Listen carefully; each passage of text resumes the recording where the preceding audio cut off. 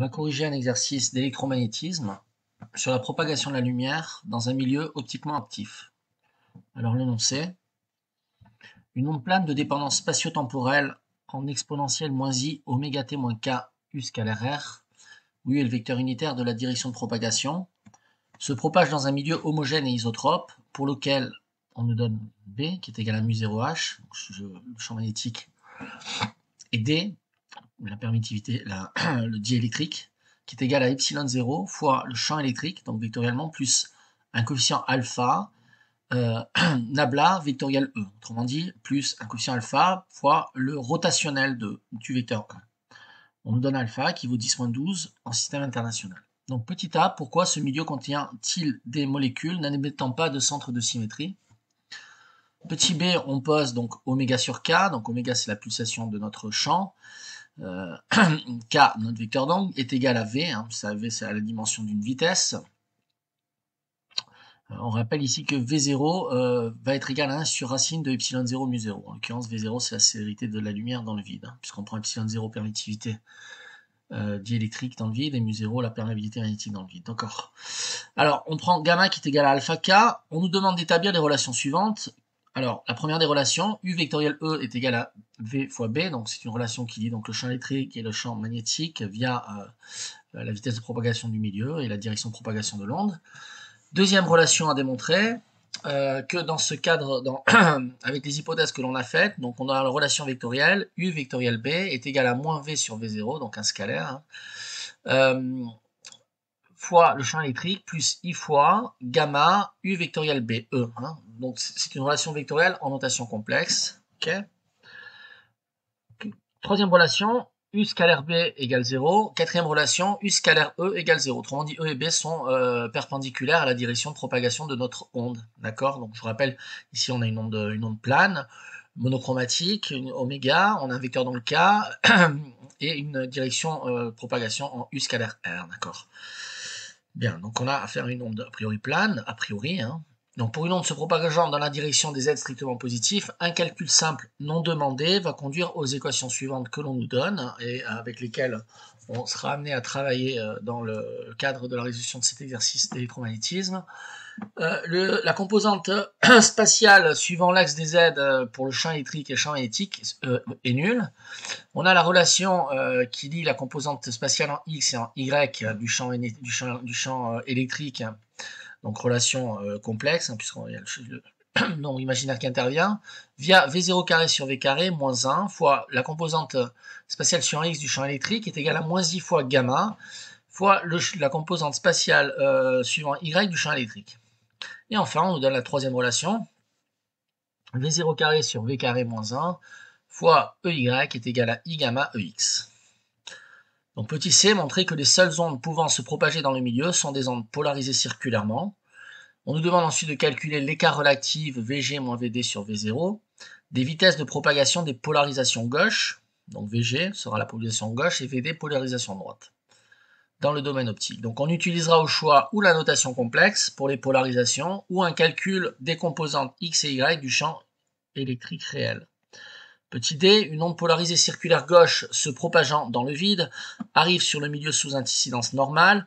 On appelle EI, ER et ET, donc I pour incident, R pour réfléchi et T pour transmis, les valeurs dans le plan de séparation des champs électriques, donc respectivement, effectivement, des ondes incidentes, réfléchies et transmises. Donc là, je vous ai fait un schéma qui sépare donc les deux milieux, le vide de notre milieu, l'onde incidente qui arrive de manière perpendiculaire, je dirais, et donc on a effectivement ce schéma.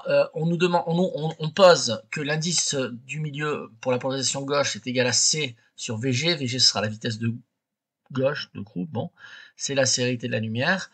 On nous demande d'établir la relation suivante avec les notations posées dans l'énoncé. Que vectoriellement, le champ électrique transmis va être égal via un facteur 1 moins Ng sur 1 plus Ng au champ électrique, le champ électrique réfléchi au champ électrique transmis. Ok.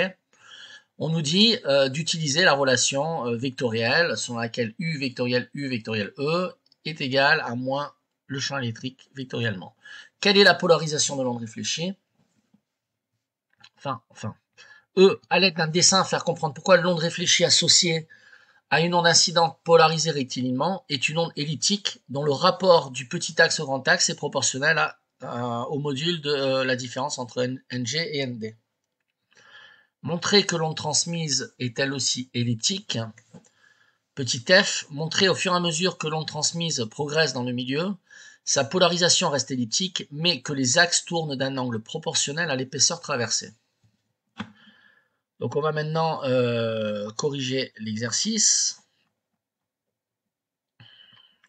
Donc je pense que vous avez mis sur pause, vous l'avez cherché par vous-même. Et donc voilà la solution. Donc on s'intéresse à la propagation des ondes planes dans un milieu non linéaire, sans charge ni courant. Dans ce milieu, on a les équations de Maxwell, donc je les rappelle, à connaître bien sûr. Nabla scalaire D égale 0, vectoriellement. Nabla scalaire B égale 0, autrement dit B est ici à flux conservatif, il n'y a pas de charge. Effectivement, donc là, Nabla scalaire, c'est la divergence. Deuxième relation, donc la relation d'induction très connue entre qui lie le champ électrique au champ magnétique, via une dérivation spatiale du champ électrique qui est liée à une dérivation temporelle du champ magnétique. Selon l'équation de Maxwell, le rotationnel de E, autrement dit nabla vectoriel E, est égal à l'opposé de la dérivée partielle de la variation du champ magnétique en fonction du temps. Donc, nabla vectoriel E égale moins dB sur dt, à connaître par cœur, bien sûr. Et on a la quatrième relation, qui est la relation de Maxwell-Ampère, bon, utilisée pour les milieux, où ici H vaut B sur mu0, et D vaut simplement epsilon E, hein, plus un vecteur de polarisation. Le rotationnel de grand H qui est en fait le champ magnétique réel, hein, nabla vectoriel H est égal à la dérivée du vecteur diélectrique par rapport au temps. Avec pour relation constitutive les relations qui sont données dans l'énoncé. Donc on suppose que le vecteur diélectrique caractéristique du milieu se met sous la forme donc, de epsilon E, donc, qui serait en cas linéaire, mais il y a une non-linéarité à travers le facteur correctif constitutif du milieu de propagation dans lequel on cherche à étudier la propagation d'un champ électromagnétique. On cherche à caractériser dans quel cadre on a une propagation de ce champ en fonction des caractéristiques de notre milieu. Donc le milieu, il a été modélisé, donc optiquement actif, il a été modélisé sous cette forme-là. Donc D est égal à epsilon E plus un facteur correctif alpha, nabla vectoriel E.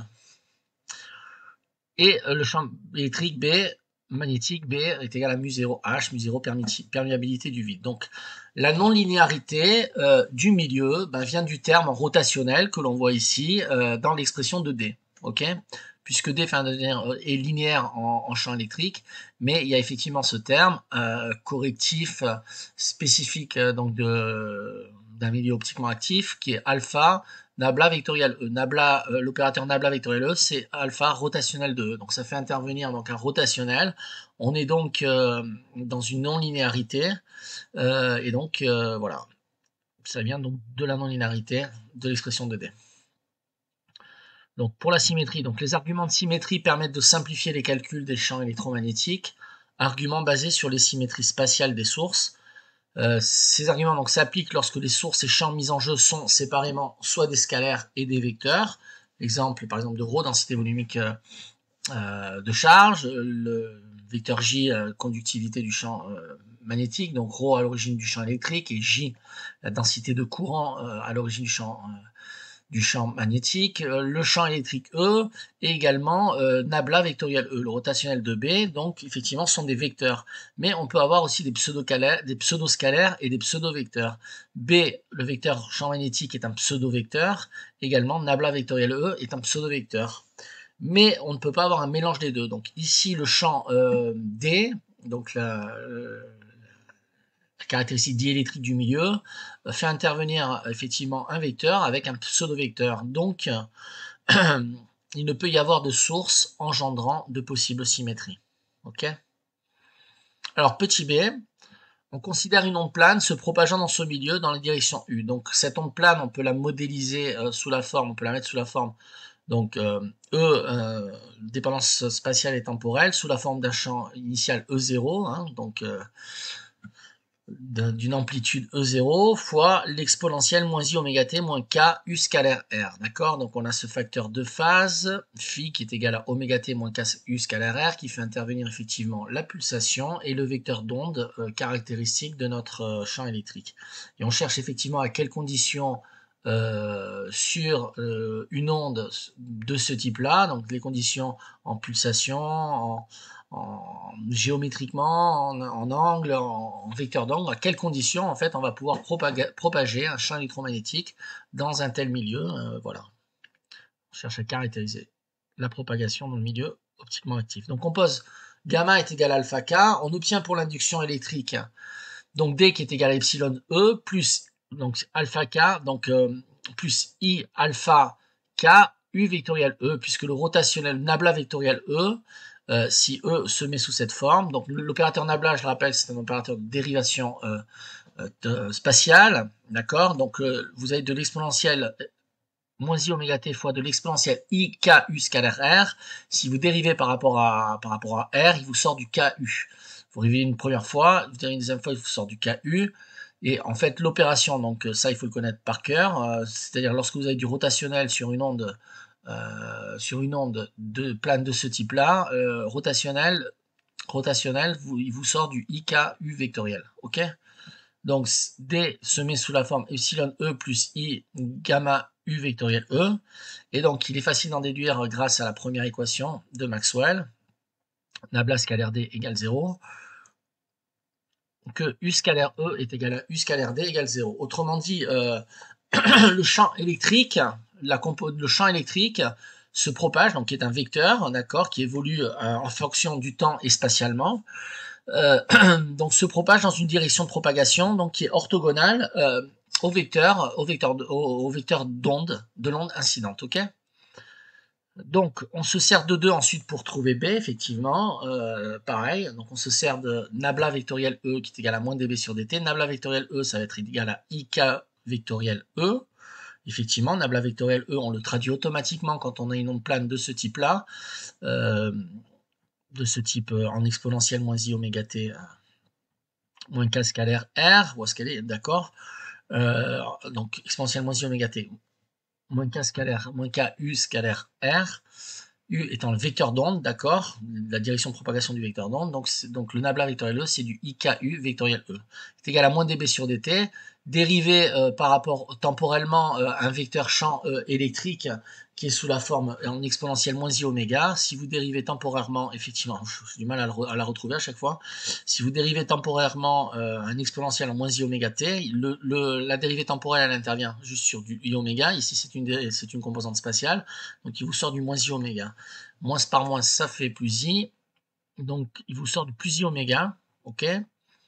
On travaille en notation complexe parce que c'est beaucoup plus simple de travailler en notation complexe, puisque effectivement l'opération nabla c'est un produit vectoriel et l'opération de dérivation temporelle il suffit de multiplier par I oméga, d'accord? Donc c'est vraiment la notation complexe qui permet de faciliter le calcul, et derrière si on veut passer en champ effectif, on prendra la partie réelle des champs pour pouvoir avoir concrètement, je dirais, des champs, la propagation, la réalité physique des champs sous-jacents.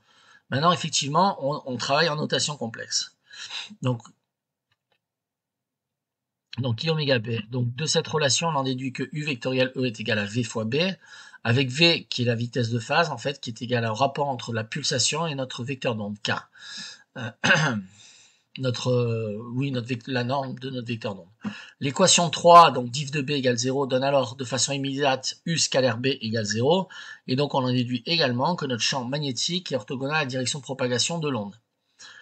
Reste la quatrième équation de Maxwell, qui est Maxwell-Ampère, à exploiter. Elle nous dit que nabla vectoriel H est égal à nabla vectoriel H est égal à la dérivée partielle du vecteur diélectrique par rapport au temps. Nabla c'est IKU, hein, suivant la forme de notre onde en exponentielle moins I oméga t moins K scalaire R, moins U scalaire R, pardon. Donc on a du IKU vectoriel H qui est égal à moins I oméga epsilon E plus I gamma U vectoriel epsilon, d'accord? La dérivation par rapport au temps en une exponentielle moins I oméga t ça nous fait sortir du moins I oméga, d'accord?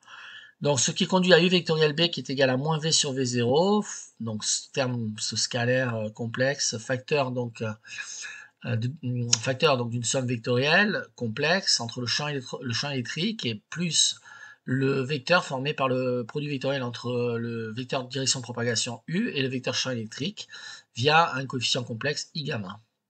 On a V0 qui vaut 1 sur racine de epsilon mu 0. Je vous rappelle aussi pour la culture que la vitesse de la lumière a été définie comme ça. Hein. C'est ce qui lie la permittivité magnétique du vide et la permittivité du vide, la perméabilité magnétique du vide à la vitesse de la lumière.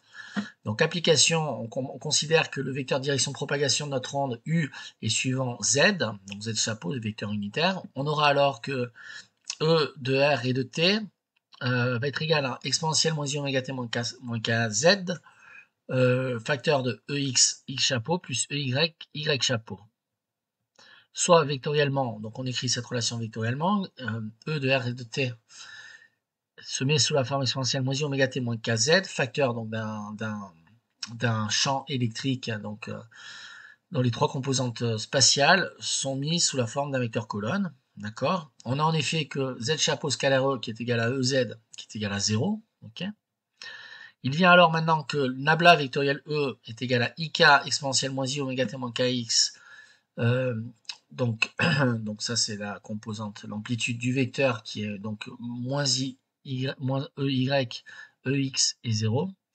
On en déduit donc le vecteur champ diélectrique D de R et de T qui est égal à epsilon exponentielle moins I oméga T, epsilon moins I oméga T moins KZ, facteur de EX moins I oméga EY pour la part composante en X du champ diélectrique, et EY plus I oméga EX pour la composante en Y, 0 sur la composante Z. Du rotationnel de E, on tire alors que le champ magnétique B de R et de T est égal, va pouvoir se mettre sous la forme 1 sur V exponentielle moins I oméga T moins KZ fois les composantes donc vectorielles moins EY sur la composante des X, EX sur la composante des Y et 0 sur la composante des Z.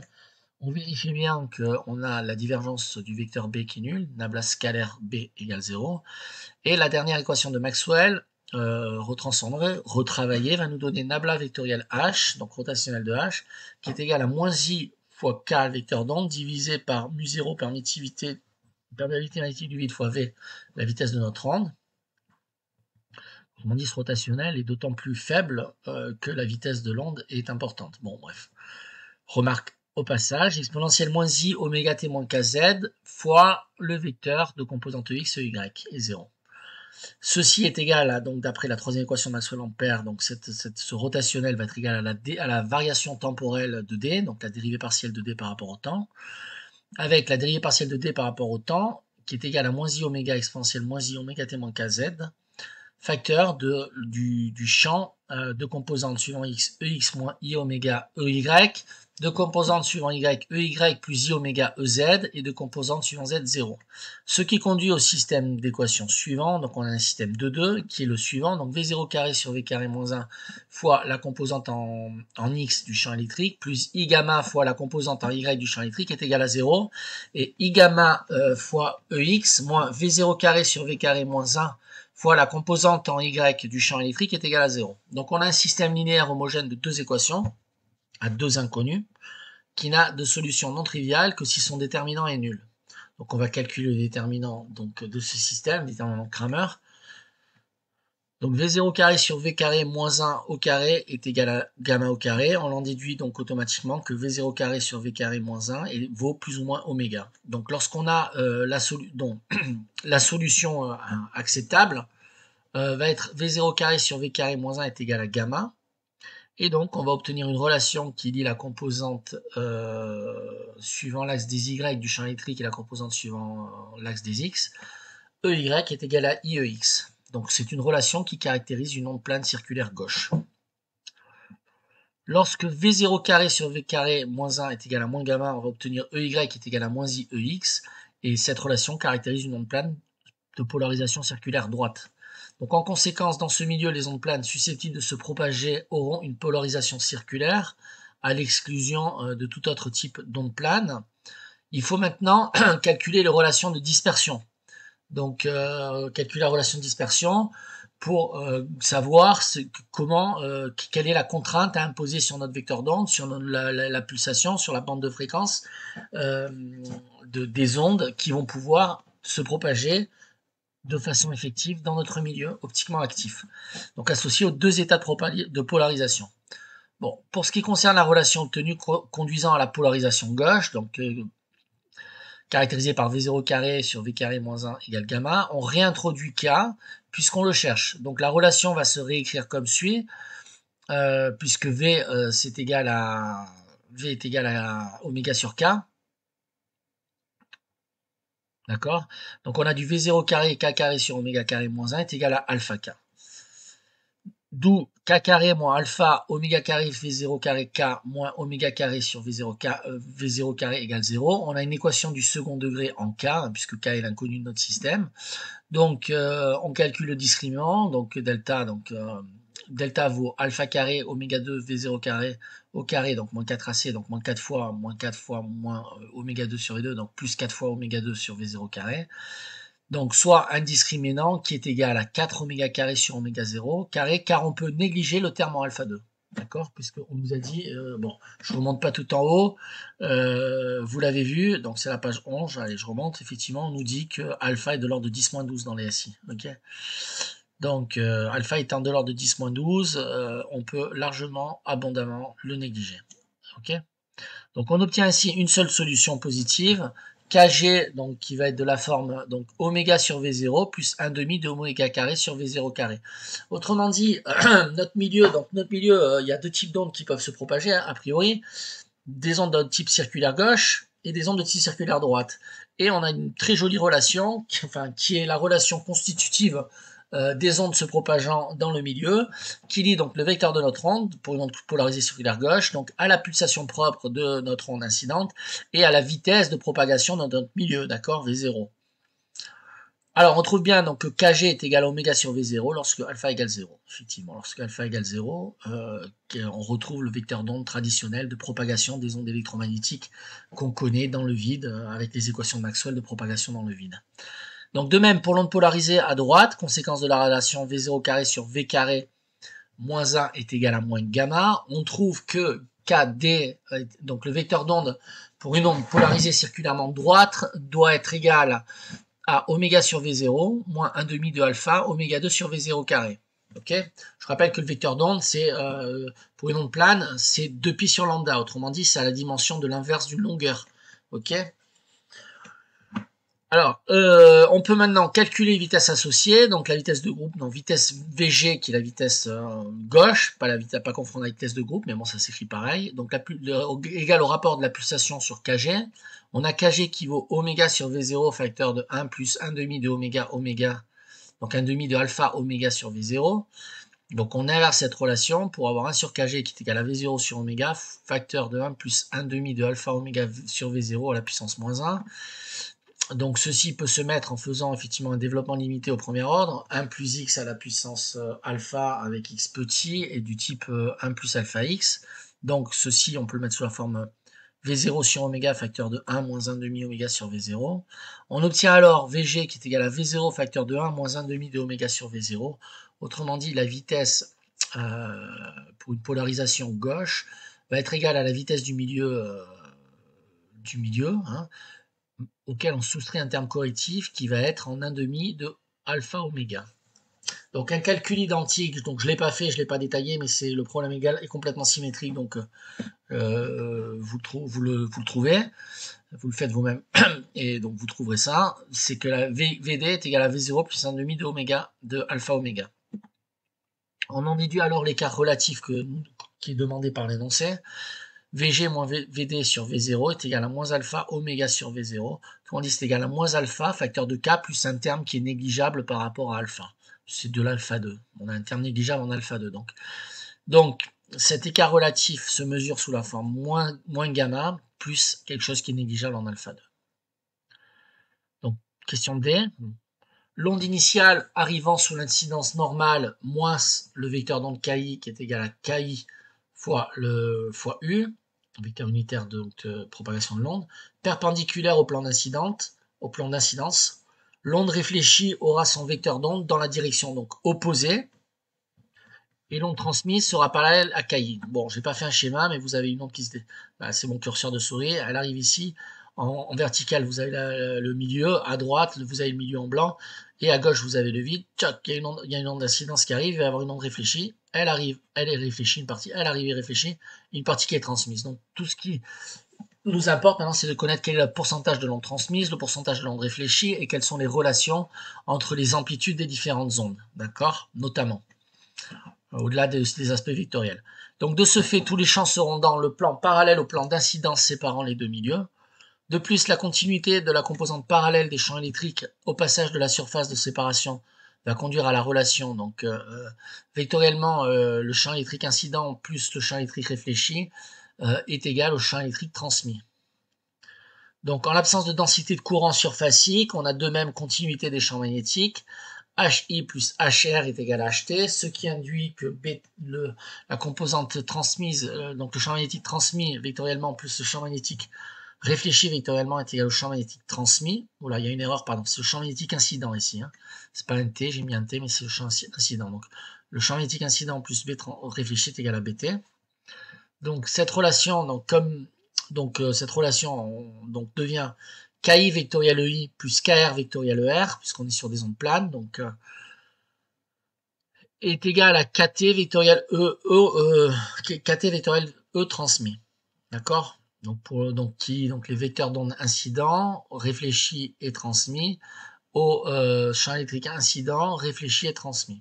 Dans le vide, KI vectoriellement c'est égal à oméga sur C, d'accord, fois U, et le champ transmis est égal à moins oméga sur C fois U, puisque effectivement le vecteur d'onde, l'onde elle arrive comme ceci, donc suivant un vecteur d'onde dirigé vers la droite, hop, et il y a à l'interface une réflexion qui se fait automatiquement, le vecteur d'onde est opposé.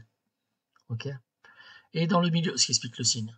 Et dans le milieu qu'on considère, on a KT qui est égal à oméga sur VG fois U. On introduit alors l'indice, donc ce sont des indices de milieu constitutifs. NG qui est égal à C sur VG, donc ok. Par suite, donc on va avoir KT qui est égal à NG oméga sur C fois U. Et donc vectoriellement, U vectoriel ET moins ER vectoriellement est égal à NG fois U vectoriel ET, donc c'est des relations vectorielles.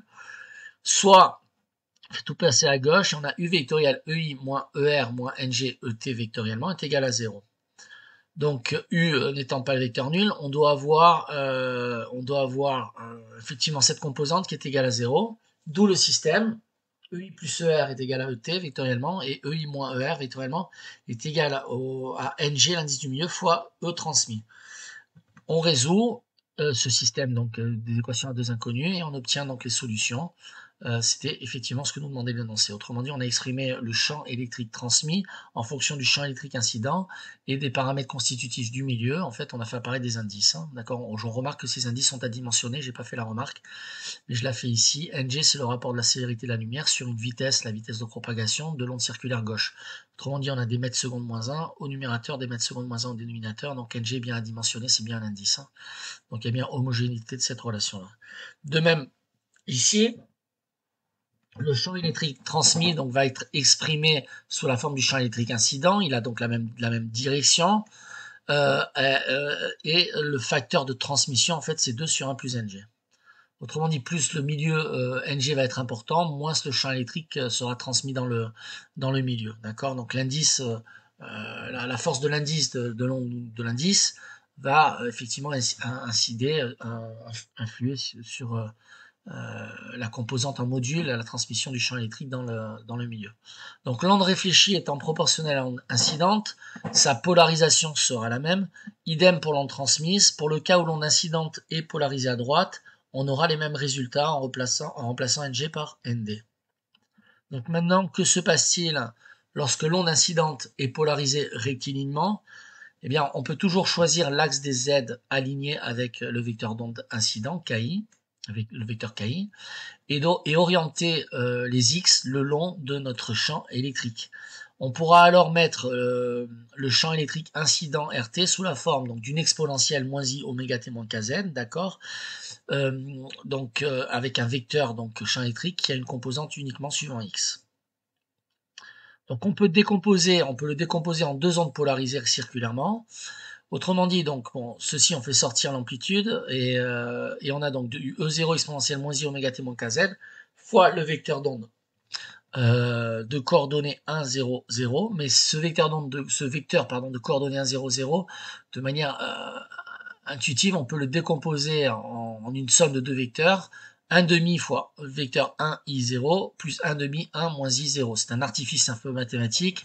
On a fait introduire du I et du moins I de manière à ce qu'il se compense. Donc en fait, on a réécrit ce vecteur sous la forme de deux vecteurs de manière à superposer deux ondes planes dont l'une va être polarisée circulairement à gauche, puisque le champ, la composante suivant Y de cette onde, c'est la composante suivant X de cette onde, c'est I fois la composante suivant Y, et l'autre va être polarisée à droite, puisque la composante suivant X de cette onde, c'est moins I fois la composante Y. Donc on va avoir, si on se met dans l'axe de l'onde, une qui va tourner dans le sens des aiguilles d'une montre, comme je le fais là, et l'autre qui va le tourner dans le sens inverse des aiguilles d'une montre. Ok, c'est rien d'autre que ça, la polarisation. Polarisation droite et polarisation gauche. Donc la polarisation, je le rappelle, mais je ferai une vidéo, je pense, de cours là-dessus. Là, c'est des exercices. J'ai pas encore commencé les vidéos de cours sur l'électromagnétisme, mais dans les vidéos de cours, j'expliciterai le vecteur de Jones, j'expliciterai ce qu'est une polarisation d'un point de vue vectoriel. Bon, effectivement, là, je pars du principe que vous savez ce que c'est si vous regardez cette vidéo, mais je pense que je ferai quelques vidéos effectivement de cours où j'expliciterai tout ça géométriquement de manière plus précise. Voilà. Donc on a donc que le champ électrique EI incident suivant RT peut donc se mettre en utilisant cet artefact mathématique de décomposition vectorielle d'un vecteur en faisant intervenir effectivement le nombre imaginaire I. Sous la forme EI de RT est égal à EI gauche de RT plus EI droite de RT. Donc ici on a la polarisation gauche et ici on a la polarisation droite. Par suite, l'onde réfléchie sera donc sous cette forme, qui va donc être égale, donc on utilise les relations qu'on a calculées précédemment, d'accord, qui lie ER à EI, donc ER on l'exprime en fonction de EI gauche et effectivement ERD on l'exprime en fonction de EI droit. Donc on va voir que le champ électrique réfléchi va se mettre sous la forme 1 moins, donc un coefficient réel, un scalaire, 1 moins NG sur 1 plus NG fois le vecteur champ électrique EI circulaire gauche de R de T plus 1 moins ND sur 1 plus ND fois le vecteur champ électrique EI circulaire droite. Autrement dit, on peut, en réutilisant le même artefact mathématique que précédemment, le réécrire. En fait, non, on va factoriser effectivement ce qu'il y a factorisé. Donc, ER de RT va se mettre sous la forme E0 sur 2 exponentielle moins I oméga T moins KZ, facteur de 1 moins NG sur 1 plus NG fois le vecteur de composante 1 I0, plus 1 moins NG sur 1 plus NG, d'accord, donc scalaire, fois le vecteur de composante 1 moins I et 0. Et donc, le champ électrique réfléchi va se mettre sous la forme E0 sur 1 plus NG facteur de 1 plus ND au dénominateur.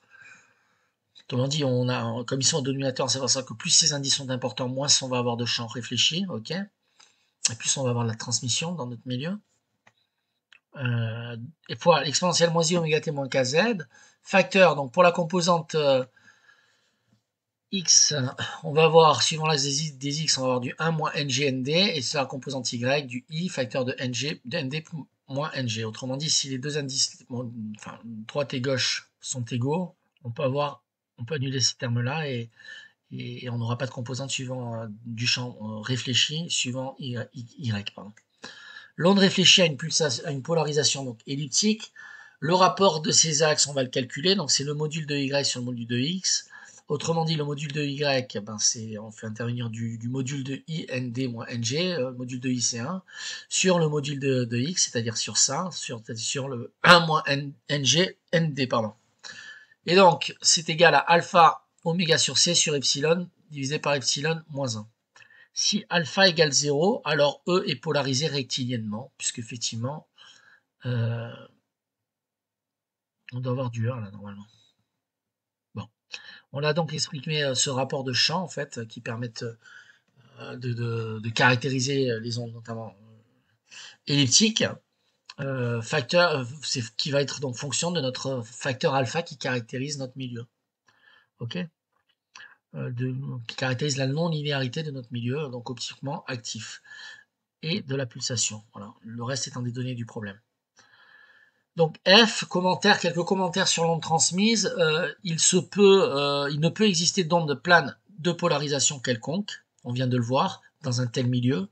En fait, dans un tel milieu, donc polarisation quelconque, c'est-à-dire elliptique, hein, dans le milieu. L'onde est soit, donc si on veut, comment dirais-je, propager une onde dans ce milieu, l'onde devra être nécessairement de type polarisé à gauche ou polarisé à droite. Si l'onde incidente est de polarisation rectiligne, elle pourra donner lieu dans le milieu à des ondes circulaires de polarisation opposée que l'on qualifiera d'incohérentes, obéissant chacune aux équations de Maxwell dans le milieu, mais dont on ne pourra pas faire la somme.